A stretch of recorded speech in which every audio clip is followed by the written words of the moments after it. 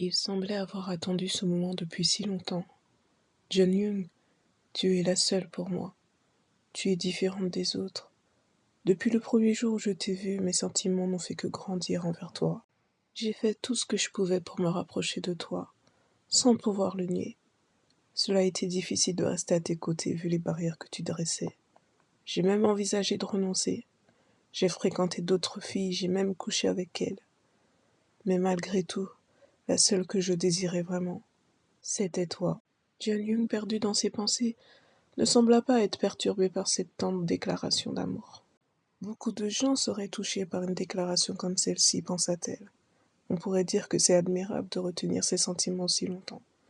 Et en plus, cette personne, c'est Na Chun-gun, un homme sérieux, presque humble malgré son statut d'héritier d'une famille de Chibuls. Ce jeune maître qui possède tout. Ce dernier n'hésita pas à l'interrompre, malgré ce regard froid qu'elle lui lança. « Viens avec moi, Jeon-young. Je sais que je ne suis pas parfait, mais si c'est ce que tu veux, je le deviendrai. Je grimperai plus haut encore pour te donner le meilleur de moi-même, lui prometta-t-il. Mais sans hésitation, Jeon-young rétorqua. Je suis désolé, mais ce n'est pas ce que je veux. Je n'ai jamais eu ce genre de sentiment pour toi, et j'en aurai jamais. Cela ne changera pas. Comme pour se rassurer, il lui demanda. C'est à cause de Beomjin? Mais cela sonnait comme une évidence. Il n'eut pas le courage d'entendre la réponse. Alors il surenchérit. Cet homme ne te mènera nulle part. Il te tirera vers le bas. Tu n'as aucune idée de la vie qu'il mène. Mais Jeon-young ne lui laissa pas l'occasion de terminer. Écoute, si je suis la seule pour toi, Beomjin est le seul pour moi. Je n'aurais jamais pensé le revoir. Je me demandais même s'il était encore vivant. Je me demandais s'il m'avait oublié. Nous n'avons partagé que des repas, des études et quelques conversations. Je ne l'ai jamais dit, mais je ne voulais plus ressasser ses souvenirs. Je n'ai même pas assez de bons souvenirs pour les compter sur les doigts d'une main. Surtout quand nous étions au lycée où chaque jour était éprouvant. À une époque, je pensais que si le monde pouvait s'arrêter d'un instant à l'autre, je me serais juste dit « Ah, enfin, c'est fini ». Peu importe mes efforts, je croyais que je ne pourrais jamais échapper à cet endroit. Impuissante, désespérée, mais grâce à Beomjin, j'ai pu sourire à nouveau. Même si rentrer chez moi et faire face à la réalité me rendait folle, il était là, et parfois je riais. Parfois j'avais des battements de cœur et parfois je pouvais même rêver. « Arrête !» lui lança-t-il. Mais Jeon-young ne l'écouta pas, comme si ce fardeau avait besoin de sortir depuis tant d'années. À l'époque, personne n'était là pour moi comme lui. Avec lui, je me sentais libre. « Je t'ai dit d'arrêter !» s'énerva-t-il.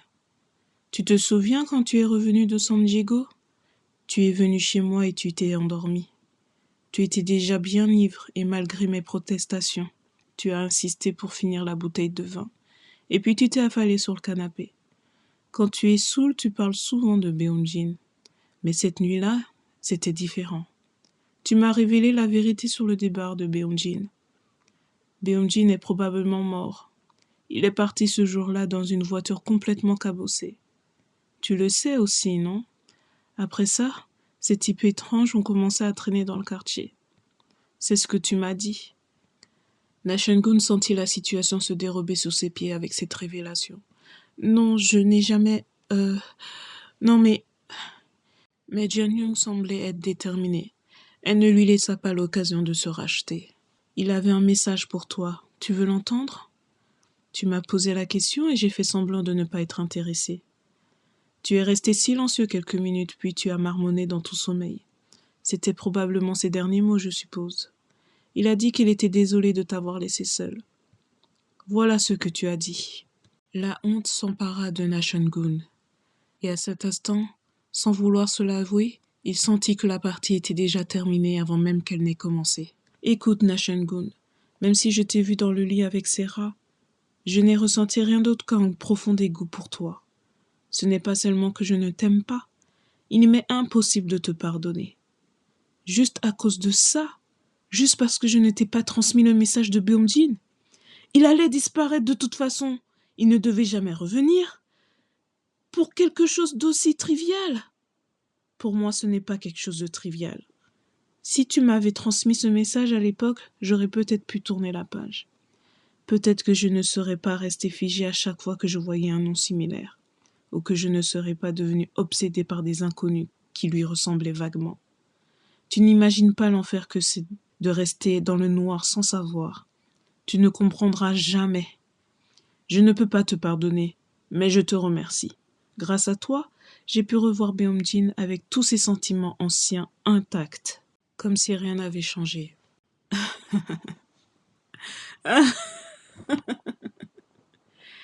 Nashun-gun en un instant réalisa que son plan diabolique s'était retourné contre lui.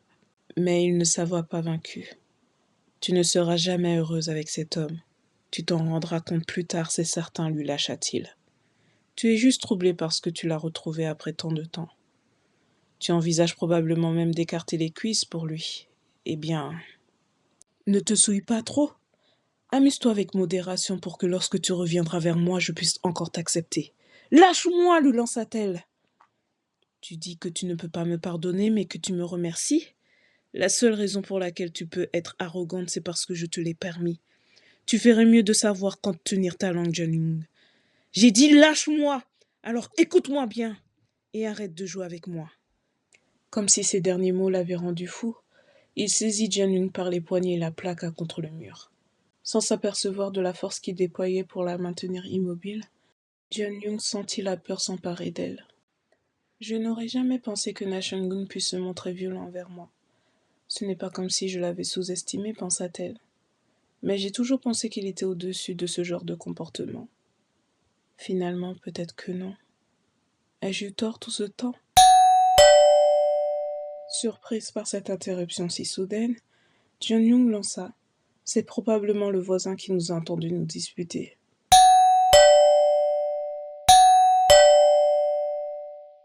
Forcé de constater qu'il ne pouvait pas faire comme si de rien n'était, Nashun-gun saisit le poignet de Jeon-young, et tous deux se dirigèrent vers la porte d'entrée de l'appartement. En l'espace d'un instant, Jeon-young, préoccupée par la situation, se demanda qu'est-ce qu'elle devait faire. Je ne sais pas ce qu'il a en tête. Puis-je seulement le raisonner dans cet état, se demanda-t-elle. Je dois sortir d'ici d'abord. Rester seule avec lui dans cet appartement n'est pas une bonne idée. Dois-je demander de l'aide? Peu importe qui c'est. Est-ce que cette personne m'aidera si je lui demande? Ou cela ne fera-t-il pas qu'attiser encore plus la colère de Nashun-gun?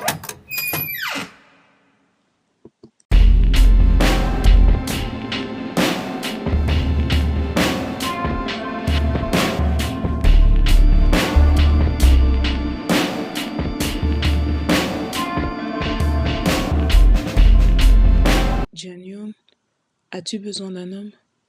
Agréablement surprise par cette venue inattendue, Jeon-young réalisa qu'elle ne pouvait pas rêver mieux. En un instant, elle lâcha la main de Nashun-gun et se dirigea vers celui qu'elle avait tant désiré, celui qu'elle avait tant aimé. En un instant, il la prit dans ses bras, comme pour la rassurer, pour lui dire « Ne t'inquiète pas, maintenant je suis là pour te protéger ». Beomjin comprit en un éclair ce qui se passait. On peut lire dans ce regard à ce moment-là sa férocité se réveiller. « Non, non, Beomjin, bégaya Nashun-gun. Nous nous croisons souvent ces derniers temps. » Et toujours dans des endroits improbables, lui lança-t-il d'un air menaçant. Nashun-gun ne se laissa pas démonter par ce revirement de situation. Peut-être que cet endroit te paraît improbable, mais pour moi, j'ai l'habitude de m'y rendre. Plus maintenant, rétorqua Beomjin, sois en ton ferme. Sois plus vigilant dorénavant si tu ne veux pas que je me fasse de fausses idées. De fausses idées? Qui es-tu pour dire ça? À cet instant précis, Beomjin comprit qu'il était temps de mettre les choses au clair. Jeon-young, qu'y a-t-il? Sans un mot, Jeon-young comprit là où voulait en venir Beomjin. Elle le saisit par la taille comme pour dire officiellement « C'est lui que j'ai choisi, et personne d'autre ». Nashun-gun sentit une colère monter en lui après que Beomjin lui dit de sortir de l'appartement. « Bien, je comptais partir de toutes les façons. »« À la prochaine, Jeon-young, lui lança-t-il avant de quitter les lieux. « Fais attention à toi, Busan. » Comme pour la prévenir qu'il n'en resterait pas là. Le silence s'installa dans la pièce et l'atmosphère se refroidit. Tu te sens coupable après ta rencontre secrète avec Nashun-gun? Ce n'est pas comme si c'était la première fois pourtant. Jeon-young ne répondit pas. Comme pour réconforter Beomjin dans ses inquiétudes, elle préféra le serrer encore plus fort dans ses bras. Beom-jin, au travers de ce silence prolongé, remarqua son étreinte se resserrer sur lui-même. Sans un mot, il comprit que sa venue était la bienvenue. Le contraste entre les tensions et le soulagement que Jeon-young ressentait fit trembler ses mains. Comme si cela était naturel, il saisit ses mains et lui lança. « Jeon-young, laisse-moi voir ton visage. » Mais elle refusa. « Alors dis-moi qu'est-ce qui se passe » enchaîna-t-il. « Mes jambes me lâchent » avoua-t-elle, d'un ton discret. Et sans hésitation de sa part, il se retourna vers elle, la saisit sous les aisselles et la plaça délicatement sur son épaule comme pour dire « Maintenant, t'inquiète pas, je vais prendre soin de toi. » Hé, mais attends, c'est pas comme ça qu'on porte quelqu'un, lâcha Jeon-young, toute surprise. On dirait que tu transportes un sac à patates. Après l'avoir délicatement posé sur la table de la cuisine, Jeon-young sentit le regard perçant de celui qu'elle aimait se poser sur elle. « Comment savais-tu que j'étais ici » lança-t-elle pour casser ce silence qui s'était installé entre eux. « Sam-doo » répondit-il comme si cela sonnait comme une évidence. « Tu savais aussi que Na-shun-gun était là ?»« Oui, j'ai vu sa voiture garée en bas, lui avoua-t-il. D'ailleurs, j'ai entendu pas mal de bruit. Qu'est-ce qui s'est passé ?»« Nous nous sommes disputés, avoua-t-elle. T'avais dit que je te recontacterais plus tard, mais tu n'as pas su attendre, pas vrai ?»« C'est exact. J'ai décidé de ne plus attendre, lui avoua-t-il. Comme si ces derniers mots avaient une double signification. Pour moi, ça ne sonnait pas juste comme une simple dispute. Était-ce à cause de moi, voulait-il s'en rassurer? Non, c'est à cause de Na-shun-gun. Tout ce qui avait été refoulé a finalement éclaté aujourd'hui. Tu sens bon, t'as mis du parfum? Jeon-young l'interrompa-t-il. Tu trembles encore, comme pour l'informer comme si elle s'en était pas aperçue. À cet instant, Jeon-young, tel un soulagement, posa sa joue dans la paume de la main de Beom-jin et lui répondit. Alors, qu'est-ce que tu attends pour me prendre dans tes bras? Cela sonnait comme une évidence. D'un geste naturel, il enveloppa de ses bras, et tous deux semblaient échanger leur chaleur corporelle comme si cela semblait naturel. Mais au travers de cet échange, Beom-jin ne put s'empêcher de penser à ce que Na-shun-gun venait de faire. Bon sang, qu'est-ce que tu as fait, sale bâtard, pensa-t-il. Jeon-young, toujours dans son étreinte, avoua à Beom-jin. Je n'arrêtais pas de penser à toi et de parler de toi, mais te voir en personne, c'est encore mieux. Donc, qu'est-ce que tu vas faire lui demanda Beom-jin. À propos de quoi? De Na-shun-gun, bien évidemment. Que veux-tu dire par là? Ben, c'est ce que je te demande. Qu'est-ce que tu vas faire à propos de Na-shun-gun? Écoute, ça ne ressemblait pas à une blague avant et ça ne l'est encore moins maintenant. Je l'ai peut-être poussé un peu trop loin aujourd'hui, c'est vrai. J'ai été trop pressée, j'ai voulu en finir rapidement. Mais à cet instant, Beom-jin l'interrompa. Même si je l'ai aperçu que brièvement, l'expression de Na-shun-gun n'avait rien de normal. Même s'il était lancé dans son argumentaire, Beom-jin s'interrompa net lorsque ses yeux arrivèrent sur le poignet de sa dulcinée. Intrigué, il saisit délicatement le poignet de Jeon-young et retroussa la manche. Il y découvrit une couleur bleutée de sa peau qu'il n'avait jamais vue auparavant. « Est-ce que c'est lui qui t'a fait ça ?» lui demanda-t-il. « Mais mes poignets ont tendance à marquer facilement, tu sais, comme pour se justifier. Tu défends ce type en plus? Alors que vas-tu faire? L'enterrer? Te voir une seule fois en cellule m'a suffi, je te rappelle. Si j'ai besoin d'aide, je te le ferai savoir, lui lança-t-elle, comme pour le mettre en garde de ses nouvelles intentions. Tu ne penses pas que ce serait mieux de déménager, lui demanda Beom-jin. De toutes les façons, je pars pour Busan, lui répondit-elle. Je n'ai pas encore terminé ce que j'ai à faire, mais je resterai probablement à Séoul aussi. Mon emploi du temps est trop irrégulier pour le moment. Ah, justement, je voulais te demander. C'est Sam-doo qui me ramène à Busan? Parce que mon sac il est dans ma voiture, l'interrompa-t-il. Sam-doo viendra plus tard. Je t'y emmène moi aujourd'hui. À Busan? Ce n'est pas nécessaire, le train serait plus confortable. Alors prenons le train ensemble. Et quand tu reviendras à Séoul, tu logeras chez moi. J'y habite assez près de ton lieu de travail. Jeon-young semblait être choqué par cette proposition si soudaine. Nous allons vivre ensemble? Lâcha-t-elle d'un ton timide. Mais elle se ressaisit très rapidement. Hé, Beom-jin, je sais que je suis celle qui a insisté pour qu'on sorte ensemble, mais tu ne trouves pas que c'est un peu précipité? Je ne plaisante pas, lui répondit Beom-jin. Tu te doutes bien de ce que je fais avec la directrice, Mi-young. Et maintenant que Na-shun-gun est impliqué, ils comprendront notre lien. Ils essaieront de t'utiliser d'une manière ou d'une autre. Alors jusqu'à ce que tout ça soit terminé, rester chez moi est l'option la plus sûre. Effectivement, c'est logique, pensa Jeon-young. Tu essaies donc subtilement de m'utiliser comme espionne, lui lança Jeon-young sur un ton humoristique. Tu ne ferais pas une bonne espionne, lui rétorqua-t-il. Pourquoi pas? Je suis intelligente, je l'ai déjà prouvé, je mens bien aussi. et je connais tous les secrets de Han Kyung. Bien sûr, je n'ai pas dit que je vais t'aider. Ça, c'est une autre histoire. De toutes les façons, je ne pourrai jamais t'utiliser de cette façon. Jeon-young ne put s'empêcher de se rallier à l'avis de Beom-jin. Lui qui avait raison, elle lui dit « Très bien, c'est d'accord. Elle ne me demande pas de partager le lit. » Pourquoi? On ne peut pas, lui rétorqua Beom-jin, sera-t-on surpris? Quoi? Répondit Jeon-young, encore plus surprise.